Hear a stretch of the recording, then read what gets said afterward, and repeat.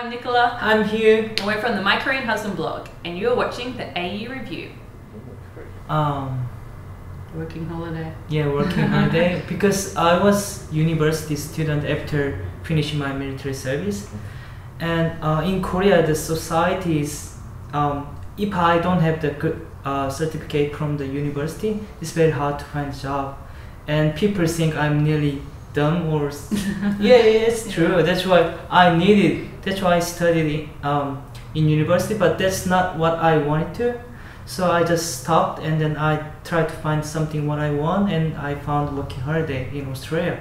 And even though I can't speak English well, I can't come here. That's why okay, let's go. And I didn't study English at all before I come, and I just speak anyway. And I have no idea I don't know how I survived that time. I just hang around and stay here for 1 year, and I decide to study English, and I went to Philippines and studied there.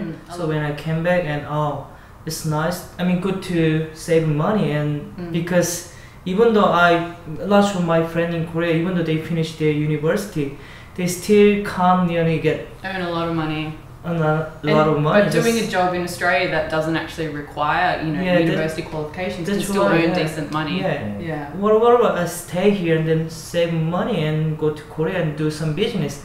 And I decided to stay in Australia. And I changed visa to student, and I met you, and I settled down here. I think English is still very difficult. Yeah, still very difficult. But when I first met him, I was already used to Korean English. So I knew things that maybe somebody else, like Konglish words, someone else would be like, I don't understand what they're talking about. But I had a lot of experience with Koreans already when we first met. And one of the things that struck me about him was that his English was quite good, and his conversational skills were really, really good. So the first day that we met, he just talked, and he had all these interesting stories, and it was really, really nice, because even though his grammar and everything is not correct, well, native speakers, we were like, whoa, whatever, anyway. And so he could express himself really quickly and easily, where some Koreans who they have it all in their head, but they can't express it. And so it will take them 10 minutes to just sort of, give one idea, where he can just be like this. And we understand, fine, there's no problem. So that was one of the reasons why we actually, our relationship started, was because we could communicate so easily.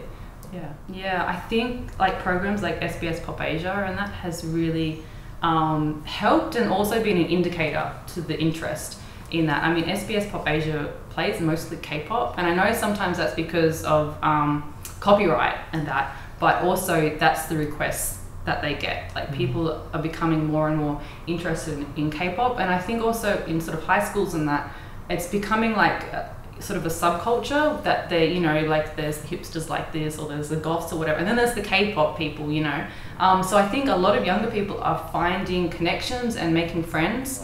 GD.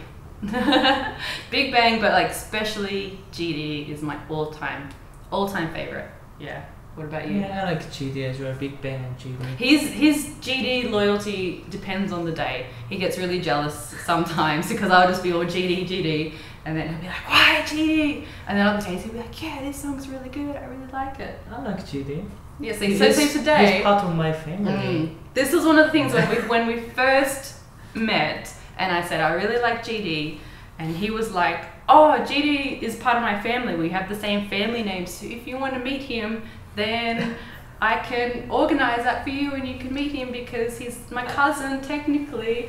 And it has not happened, because in Korea a lot of people have the same family name, and technically we can trace ourselves to GD on the family book or whatever, but it doesn't mean we can rock up to GD's house and be like, hey, we're family.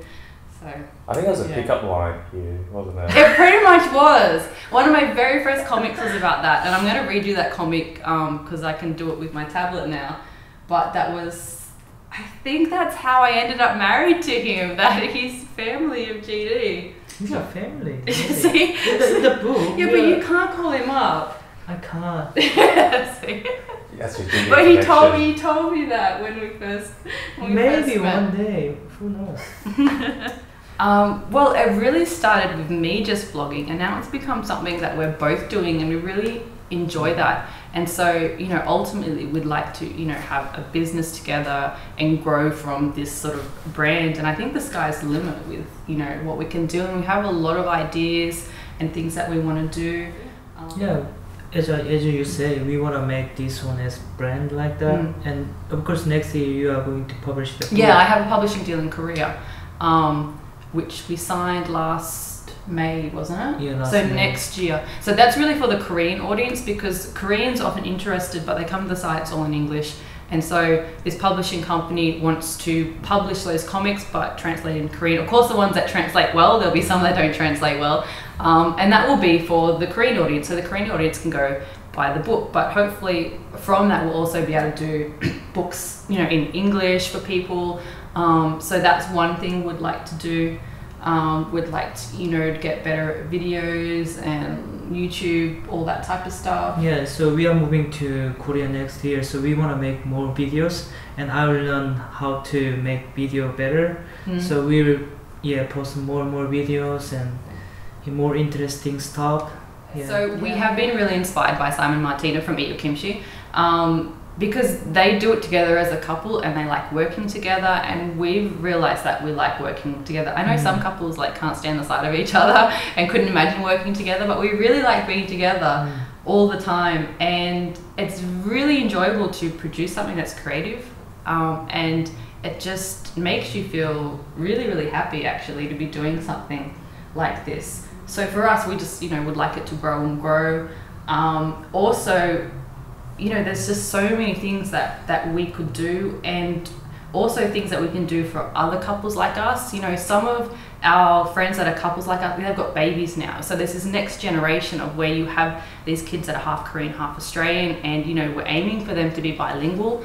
And so it's like this, you know, another culture there where you're half Aussie and half Korean, and really embracing the Koreanness, because that's what we say, you know, with our own children. When we have children, we don't want them to just be Aussie like that. You know, they have to really understand where they come from. So there's just, it's gonna go from there, hopefully. Like, so many ideas and so many things we want to do. Yeah, and one of my dream was traveling around the world, right? Yeah. So now we I'm would love seeing, to do that. Yeah, Martin and Simon, and they are travel around the world and doing what they want, and yeah. it's like, I really want to do something like this. He really likes traveling. Yeah, I really like it. Really. Yeah. So I just want to do something like that for our career.